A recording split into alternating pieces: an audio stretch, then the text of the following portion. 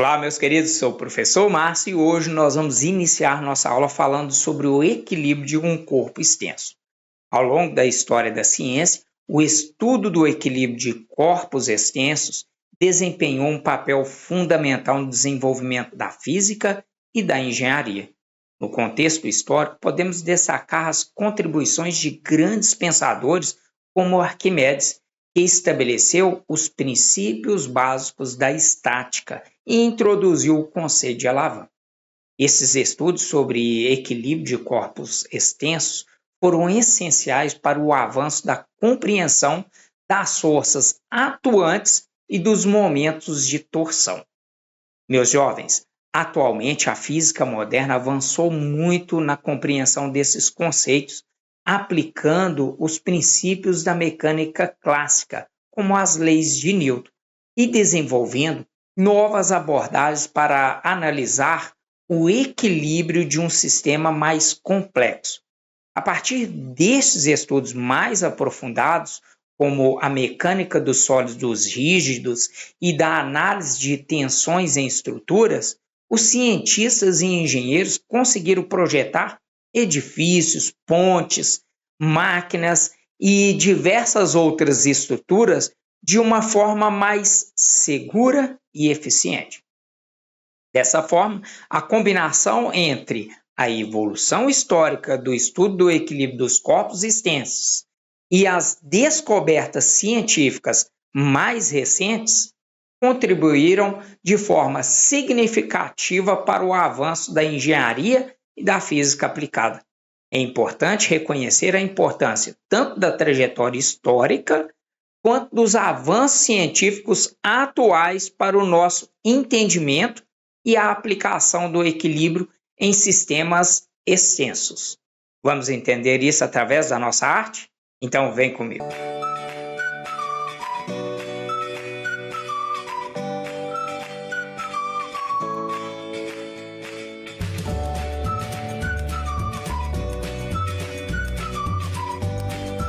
Meus jovens, veja a nossa situação física apresentada nessa figura, onde nós temos uma barra com um certo peso.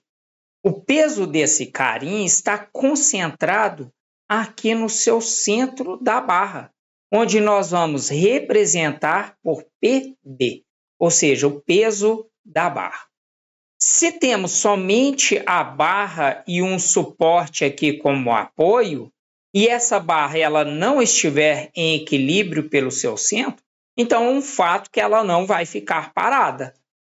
Ou seja, a barra ela tende a cair para um dos seus lados.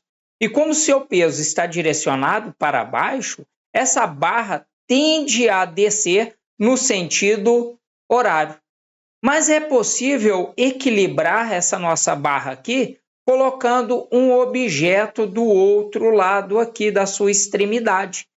Pelo mesmo princípio, nós vamos representar aqui também um vetor peso, que é o PO, o peso do objeto, ou seja, o peso deste bloco aqui, que também tem o seu sentido para baixo.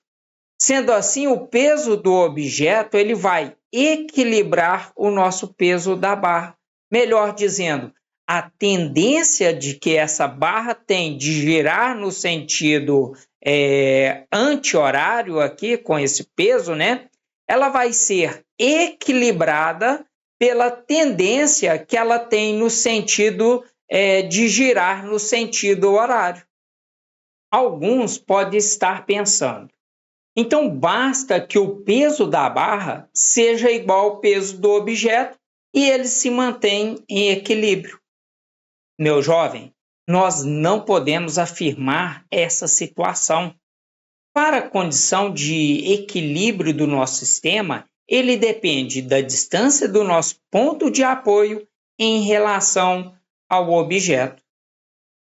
Veja bem, vamos representar a nossa força normal direcionada para cima, pois ela é uma força de contato. Agora, para que a condição de equilíbrio do nosso sistema aconteça, é necessário que o equilíbrio de translação da somatória das forças seja igual a zero. e o equilíbrio rotacional também seja zero, ou seja, a somatória dos momentos igual a zero. Para a somatória das forças, a condição matemática será que a normal é igual ao peso do objeto mais o peso da barra. Ou seja, todas as forças direcionadas para cima têm que ser igual todas as forças direcionadas para baixo, em sentidos opostos.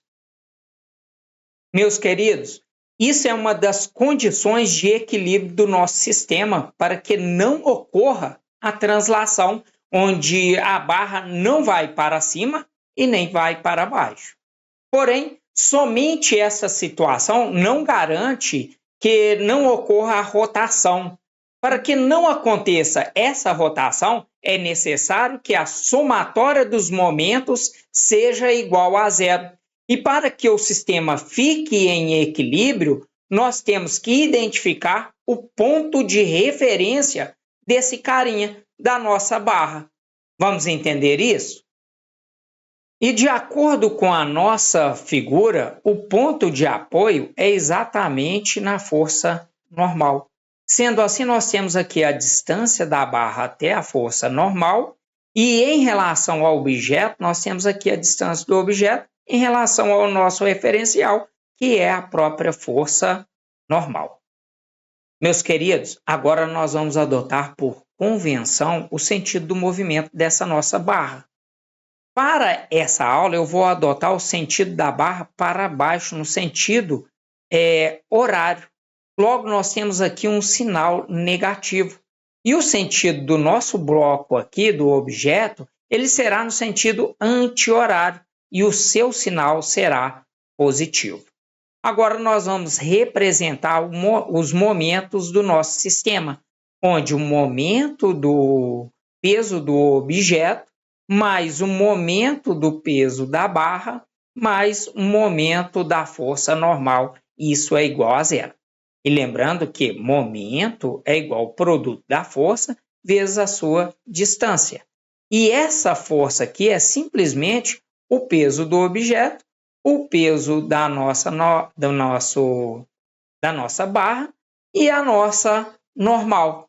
Então, nós temos que o peso do objeto vezes a distância do objeto menos o peso da barra vezes a distância da barra mais a normal vezes a sua distância. Isso tem que ser igual a zero. Agora, vejam que a distância da nossa força normal, ela está aplicada exatamente no ponto de apoio. Sendo assim, a distância em relação a esse ponto de apoio é zero. É por isso que eu substituí a distância já por zero. Isso implica, então, que não existe um momento da nossa normal. Logo, nós podemos cortar a nossa normal e passar o peso, da nossa barra para o outro lado da igualdade, trocando o sinal.